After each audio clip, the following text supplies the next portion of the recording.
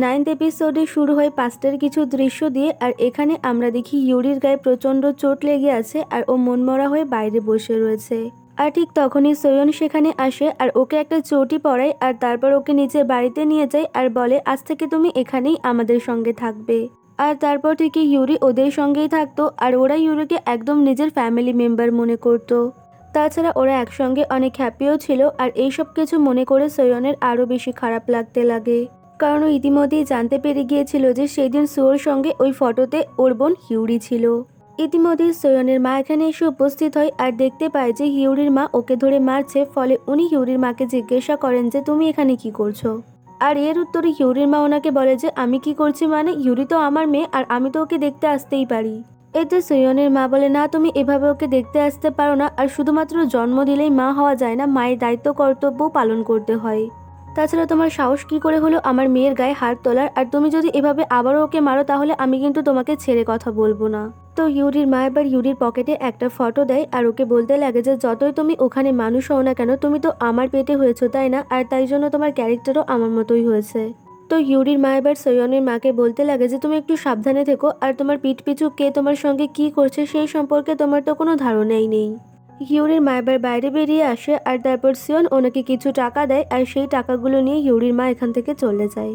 ইতিমধ্যে সোয়ন এখানে এসে উপস্থিত হয় আর ওর মাকে বলতে লাগে যে মা তুমি বাড়িতে চলে যাও, আমি ওকে দেখে নিচ্ছি। এতে ওর মা ওকে বলতে লাগে যে তুমি দেখতে পাচ্ছ না হিউরি অনেক কান্নাকাটি করছে, আর ওকে এমন অবস্থায় ফেলে আমি কি করে যাব। এতে সোয়ন বলে তোমাকে এই বিষয় নিয়ে চিন্তা করতে হবে না, আমি তো আছি ওর পাশে, আমি সবকিছু হ্যান্ডেল করে নেব, তুমি বাড়ি ফিরে যাও। ইতিমধ্যে সিয়ন এইসব কিছুর ফটো তুলে সোকে পাঠায়, আর সো এইসব কিছু দেখা মাত্রই তাড়াহুড়ো করে ইউরির স্টোরে আসতে লাগে। আর এখানে আসা মাত্রই ও ইউরির মাকে দেখতে পায়, যে কিনা এক গাদা টাকা নিয়ে এখান থেকে বেরোচ্ছিল। দেন ও আরো ভেতরে আসতে সিয়ন আর ইউরিকে দেখতে পায়, আর এখানে সিয়ন তো ওকে দেখে হাসতে লাগে। আর তারপর সো ইউরি আর সিয়ন কারোর সঙ্গে দেখা না করে এখান থেকে বেরিয়ে যায়। ইতিমধ্যে ইউরি সিয়নের সামনে এসে উপস্থিত হয় আর ওকে বলতে লাগে যে আমি তোমার সঙ্গে ডিনারে যেতে চাই। আর তখন সোয়ন ওকে বলে ওঠে যে তোমাকে আর আমার সামনে অ্যাক্টিং করতে হবে না, কারণ আমি সবটা জানতে পেরে গিয়েছি যে সোর সঙ্গে ওই ফটোতে সেদিন তুমি ছিলে। আর এইসব কিছুর জন্য আমি আর কখনোই তোমাকে ক্ষমা করতে পারবো না। তো ইউরি এবার ওকে বলতে লাগে যে প্লিজ তুমি আমার কথাটা একবার শোনো। আর তখন সোয়ন ওকে চুপ করিয়ে দেয় আর ওকে বলতে লাগে যে আমি তোমার মুখ থেকে আর একটা শব্দও শুনতে চাই না। তাছাড়া তুমি এতদিন আমার সামনে ভালো সাজার অ্যাক্টিং কি সুন্দরভাবে করলে, আর তুমি আমার মায়ের সামনে এমন অ্যাক্টিং করলে যেন কিছুই হয়নি। আর আমি যতক্ষণ না নিজেকে শান্ত করতে পারছি ততক্ষণ তুমি আমার সঙ্গে একটা কথাও বলো না। আর এইসব বলে সোয়ন এখান থেকে বেরিয়ে যায়। এরপর ও একটা জায়গায় এসে ওর আর ইউরির কথা ভাবতে লাগে, আর এটা বলতে লাগে যে আমি ইউরিকে আমার নিজের বোনের মতো ভালোবেসেছি, আর ওকে আমি কখনো আমার ফ্যামিলি ছাড়া আলাদা নজরে দেখিনি, আর সেই কিনা আমার সঙ্গে এমন করলো। আর এইসব ভেবেই সোয়ন অনেক কান্না করতে লাগে। আর এদিকে সিয়নও ওর উপরে নজর রাখছিল, আর এখানে ও সোয়নকে কান্না করতে দেখে হাসতে লাগে। অন্যদিকে সুহুর কাছে একজনের কল আসে, আর সে সোহকে জানায় যে সোয়ন ইতিমধ্যেই সবকিছু জানতে পেরে গিয়েছে, আর ও এটাও জানতে পেরে গিয়েছে যে ওই ফটোতে কে ছিল। আর সুহো তো এসব শুনতে পেয়ে প্রচন্ড রেগে যায় আর ভাবতে লাগে যে এবার ও কি করে সোয়নের সামনে ওর মুখ দেখাবে। এরপরেও সোহ সাহস করে বাড়ি ফিরে আসে আর সোয়নকে বলতে লাগে যে তুমি প্লিজ আমাকে ক্ষমা করে দাও, আর আমি তোমাকে এই কারণেই সত্যিটা জানাতে চাইনি, কারণ আমি তোমাকে হারাতে চাই না। তো সোয়ন এবার ওর একটা কথাও শুনে না, আর ওদের দুজনের একটা ফটো ছুঁড়ে ফেলে দেয় আর ওকে বলতে লাগে যে তোমার উচিতই হয়নি আমার লাইফে ফিরে আসা। তাছাড়া আমি তো তোমাকে বলেছিলাম যে তুমি তোমার মতো জীবনযাপন করো আর লাইফ পার্টনার হিসেবে অন্য কাউকে খুঁজে নাও, কিন্তু না, তুমি আমার লাইফে আবারও ফিরে আসলে আর আমার জীবনটাকে একবারে তছনছ করে দিলে। তাছাড়া আমি কিনা আমার নিজের ছেলেকে হারিয়ে জেলে বসে কান্নাকাটি করছিলাম, আর তখন তোমরা দুজনে আমার পিঠ পিছু এই সমস্ত কাজ করছিলে। আর আমি না সিরিয়াসলি ভাবতেও পারছি না যে তোমরা দুজনে এই সমস্ত কাজ করেছো, আর তোমরা দুজনে যে এত ক্যারেক্টারলেস সেটা আমি কল্পনাও করতে পারিনি। আর আমি না এতদিন এটাই ভাবতাম যে তুমি আর ইউরি আমাকে অনেক ভালোবাসো, কিন্তু তোমরা দুজনে যে আমার পিঠ পিছু এই সমস্ত করে বেড়াচ্ছ সেটা তো আমি কখনোই ভাবিনি। সুহু এবার ওর সামনে হাঁটু গেড়ে বসে পড়ে আর ওকে বলতে লাগে যে আমি জানি আমি যা করেছি তার জন্য আমার ক্ষমা চাওয়ারও মুখ নেই। সো আমি তোমাকে এটাই বলবো যে আমার দ্বারা অনেক বড় ভুল হয়ে গেছে। এতে সোয়ন বলে এসব বলার জন্য অনেক বেশি লেট হয়ে গেছে, আর আজকের পর থেকে তুমি আর আমার না, আর তুমি সবকিছু নষ্ট করে দিয়েছো। আর এইসব বলে সোয়ন এখান থেকে বেরিয়ে যায়। এরপর আমরা ইউরিকে দেখতে পাই, ইউরি ওর মায়ের দেওয়া ফটোটা দেখছিল আর সোয়নের বলা কথাগুলো ভাবছিল। আর এই ফটোতে দেখে স্পষ্ট বোঝা যাচ্ছিল যে সেদিন সুয়োর সঙ্গে ইউরি উপস্থিত ছিল। দেন আমাদের ফ্ল্যাশব্যাকের একটা কাহিনী দেখানো হয় যেখানে আমরা দেখি সুহো অনেক বেশি ড্রিঙ্ক করেছিল আর ঠিক তখনই ইউরি সেখানে এসে উপস্থিত হয়। আর ওকে জিজ্ঞাসা করতে লাগে যে তুমি কি সোয়নের সঙ্গে দেখা করতে গিয়েছিলে, ওর সঙ্গে তোমার কি কথা হয়েছে? তো এই কথার উত্তর সো প্রচন্ড কান্না শুরু করে দেয় আর ওকে বলতে লাগে যে সোয়ন আমাকে বলেছে ও আমার থেকে ব্রেকআপ চাই, আর ওর লাইফে নাকি আমার আর কোনো দরকার নেই আর ও আমার সঙ্গে আর থাকতে চায় না। আর আমি সত্যিই কোনো কাজের না, না আমি আমার ছেলেকে বাঁচাতে পারলাম, না আমি আমার ওয়াইফকে জেল থেকে ছাড়িয়ে আনতে পারলাম। সো তো এইসব বলে ইউরির সামনে অনেক বেশি কান্নাকাটি করতে লাগে আর অনেক বেশি ড্রিঙ্কও করতে লাগে। আর সো যেহেতু নেশাগ্রস্ত অবস্থায় ছিল আর এই কারণে ইউরি ওকে ওর বাড়িতে পৌঁছে দিয়ে আসতে যায় আর এখানে এসে ও সোকে দেখে নিজেকে কন্ট্রোল করতে পারে না এবং ও সোকে নিজে থেকে কিস করতে লাগে আর তারপর সো ওকে কিস ব্যাক করতে লাগে আর তারপরে ওরা দুজনে ইন্টিমেট হয়ে যায়। না আমি এখানে মেনে নিলাম যে সুহনায় নেশাগ্রস্ত অবস্থায় ছিল, ওর দ্বারা ভুল হয়ে গেছে, কিন্তু ইউরি এটা কি করছে? মানে ভাই কোন লেভেলের গাঁজা খেয়ে মানুষ এরকম কাজ করে? মানে সিরিয়াসলি দিদির বরের সঙ্গে এরকম কাজ কে করে? মানে কোন লেভেলের থাকলে মানুষ এসব করে?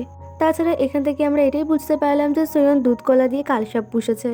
ইউরি এবার ওর নিজের মাকে কল করে জিজ্ঞাসা করতে লাগে যে তুমি এই ফটোটা কোথা থেকে পেয়েছো, আর ঠিক তখনই সোয়ন সেখানে এসে উপস্থিত হয় আর তখন ওর মা ওকে বলতে লাগে যে আমি তোমার সঙ্গে পরে কথা বলছি কারণ আমার সঙ্গে একটা গেস্ট দেখা করতে এসেছে।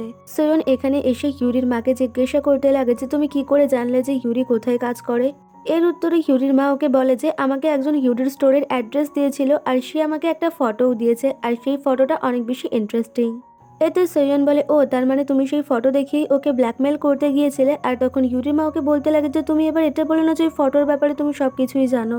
সোয়ন তো এর উত্তরে ওকে কিছুই বলে না আর শুধুমাত্র এটা বলে যে তুমি আর কখনো ইউরির কাছে যাবে না, আর এটা বলে সোয়ন এখান থেকে বেরিয়ে যায়। দেনও সোয়নকে কল করে জিজ্ঞাসা করে যে তুমি এখন কোথায় রয়েছো, আমি তোমার সঙ্গে দেখা করতে চাই। এরপর ও সিয়নের সঙ্গে দেখা করার জন্য একটা নদীর পাড়ে আসে আর এখানে সিয়ন ওকে বলতে লাগে যে এখানে যদি তুমি মারা যাও কেউ তোমার ডেড বডিরও খোঁজ পাবে না। তাছাড়া আমি একবার এখানেই মরতে এসেছিলাম আর তখন আমি তোমার একটা বই পড়েছিলাম যেখানে লেখা ছিল মৃত্যুকে বেছে না নিয়ে এই জীবনে সার্ভাইভ করতে শিখতে হবে আর যতই প্রবলেম আসুক না কেন সেই সব প্রবলেমের সঙ্গে ডিল করাও শিখতে হবে। এতে সৈয়ন বলে আমার এখন মনে হয় এত কষ্ট করে জীবনযাপন করার থেকে মরে যাওয়াই বেটার।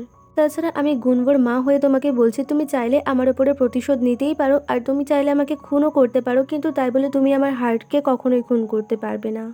আর এসব বলে সৈয়ন এখান থেকে বেরিয়ে যায়। পরের দৃশ্যে আমরা দেখি সু ও সিয়নের সঙ্গে দেখা করতে এসেছে আর এখানে এসে ও সিয়নকে বলতে লাগে যে তুমি এসব কেন করছো আর তুমি ওই ফটোটা সৈয়নকে কেন দেখালে। সিয়ন উত্তর দেয় তুমি এই ফটোটা নিয়ে অনেক মিথ্যে কথা ওকে বলেছো আর তোমার এই মিথ্যে মুখোশটাই ওর সামনে আমি খুলে দিয়েছি।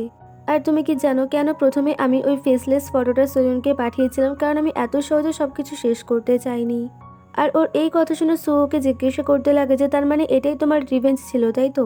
সৈয়ন উত্তর দেয় রিভেঞ্জের তুমি কি দেখলে, এই তো সবে শুরু হয়েছে আর এর শেষ হতে এখনো অনেক দেরি। সুহু এবার ওকে বলতে লাগে ও সবে মাত্র ওর জীবনটাকে নতুন করে আবার শুরু করছিল আর তুমি এখনই কেন ওর সঙ্গে এই সমস্ত কিছু করছো? সিয়ন উত্তর দেয় ও ওর ইন্টারভিউতে বলছিল যে ও আবারও নতুন করে সবকিছু শুরু করতে চাই আর ও আবারও ওর জীবনে হ্যাপি থাকতে চাই, আর এটা তো আমি বেঁচে থাকতে আমি কখনোই হতে দেব না। ওর এইসব কথা শুনে সো অনেক বেশি রেগে যায় আর ওকে মারতে যেতে লাগে আর ওকে বলতে লাগে যে তুমি সেই লোকটার ছেলে যেই লোকটা কিনা আমার ছেলেকে মেরে ফেলেছে, আর এখন কিনা তুমি আবার সোয়নের জীবনটা নষ্ট করার চেষ্টা করছো। আর তারপর কোনো রকমের সুহো ওকে মারা থেকে নিজেকে আটকায় আর ওকে বলতে লাগে তুমি প্লিজ সোয়নের সঙ্গে আর কিছু করো না, আর তোমার যা কিছু করতে মন চাই তুমি আমার সাথে করো, কিন্তু সোয়নকে তুমি ছেড়ে দাও। আর আমি তোমার কাছে ভিক্ষে চাইছি যে তুমি প্লিজ এইসব কিছু বন্ধ করো আর সোয়নের জীবন থেকে দূরে সরে যাও।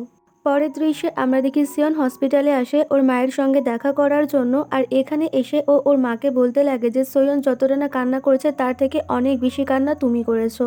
আর আজকে আমি তোমাকে প্রমিস করছি যে তুমি লাইফে যতটা না কষ্ট পেয়েছো তার থেকে বেশি কষ্ট আমি সোয়নকে দেব। আর ওর এমন সব কথা শুনে উনমিন অর্থাৎ ওর মায়ের চোখে জল চলে আসে। এরপর আমরা দেখি হেগিউম সুর সঙ্গে দেখা করতে এসেছে আর এখানে সু ওর কাছে জিজ্ঞাসা করে যে কিমজুন তোমাকে কি বলেছে। হেগিউম উত্তর দেয় ও আমাকে বলেছে ওর ইলেকশন শেষ না হওয়া পর্যন্ত আমি আর হেজু যেন এই কান্ট্রি ছেড়ে অন্য কোথাও চলে যাই।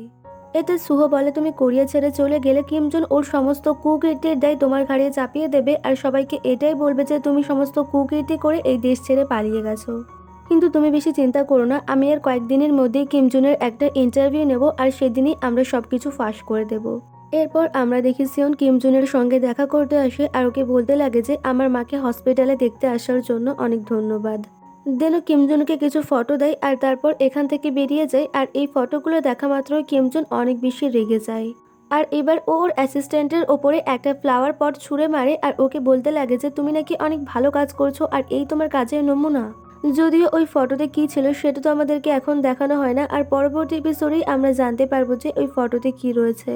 এরপর আমরা সোয়নকে দেখতে পাই, ও একটা রেস্টুরেন্টে একা একা বসেছিল আর তারপর ও এখানে ইউরিকে কল করে বলে যে তুমি আমার সঙ্গে এসে দেখা করো।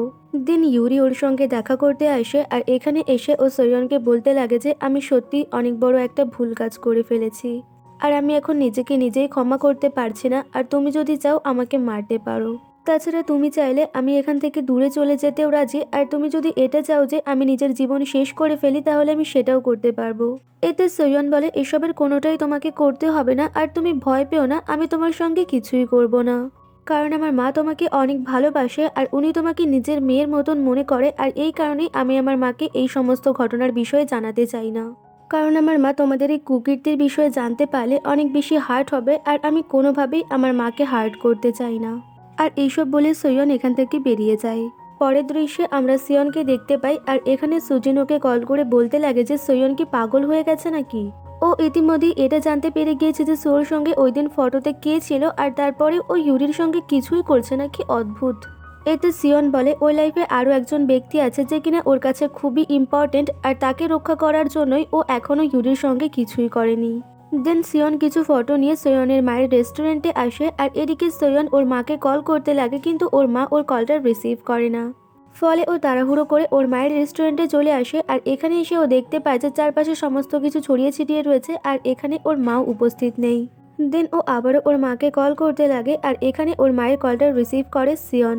সোয়ন এবার সিয়নকে জিজ্ঞাসা করতে লাগে যে তুমি আমার মায়ের কল কেন রিসিভ করছো, আর এতে সিয়ন ওকে উত্তর দেয় যে কারণ তোমার মা এখন আমার সঙ্গে রয়েছে। পরের দৃশ্যে আমরা দেখি সোয়ন হসপিটালে এসেছে আর এখানে তেহো ওকে জানায় যে তোমার মা অজ্ঞান হয়ে গিয়েছিল, কিন্তু এখন তোমার মায়ের কন্ডিশন একদম ঠিক আছে। এরপর আমরা সোকে দেখতে পাই ও কিমজুনের ইন্টারভিউ নেওয়ার জন্য রেডি হচ্ছিল, আর এদিকে হেগুমও কিছু কাগজপত্র নিয়ে ওর বাড়ি থেকে বেরোয়। আর তারপর ও সোকে মেসেজ করে জানায় যে আমি বেরিয়ে গিয়েছি। এদিকে কিমজুনও ইন্টারভিউ দেওয়ার জন্য উপস্থিত হয়ে যায়, আর অন্যদিকে সোয়ন ইউরিকে কল করে হসপিটালে ডাকে আর ওকে বলতে লাগে যে তুমি কিছুক্ষণ আমার হয়ে আমার মায়ের খেয়াল রাখো আর আমি এক্ষুনি চলে আসব। আর এসব বলে ও হসপিটাল থেকে বেরিয়ে যায়। এরপর আমরা সোয়নকে দেখতে পাই ও গাড়ি নিয়ে কোথাও একটা যাচ্ছিল, আর ঠিক তখনই ওর কাছে সোয়নের কল আসতে লাগে, কিন্তু ও সোয়নের কলটা রিসিভ করে না। ইতিমধ্যেই সোয়ন ওর গাড়ির সামনে চলে আসে আর ও সোয়নকে দেখা মাত্রই গাড়ি থামিয়ে নেয়, কিন্তু আবার তারপরেই ও সোয়নের ওপরে গাড়ি চালিয়ে দেওয়ার চেষ্টা করে, যেমনটা কিনা আমরা ড্রামার শুরুতে দেখেছিলাম। আর এখানেই আমাদের এই ড্রামার 9th এপিসোড শেষ হয়ে যায়।